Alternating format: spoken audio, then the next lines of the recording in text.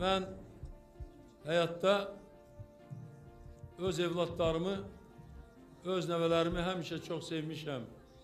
Bu gün də çox sevirəm.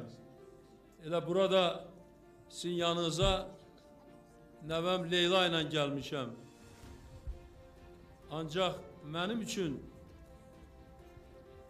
Azərbaycanın devlət başçısı kimin və 10 illərlə Azərbaycana rəhbərlik edən bir şəxs kimi mənim üçün Azərbaycanın hər bir uşağı mənim öz evladımdır, mənim uşağımdır, mənim nəvəmdir.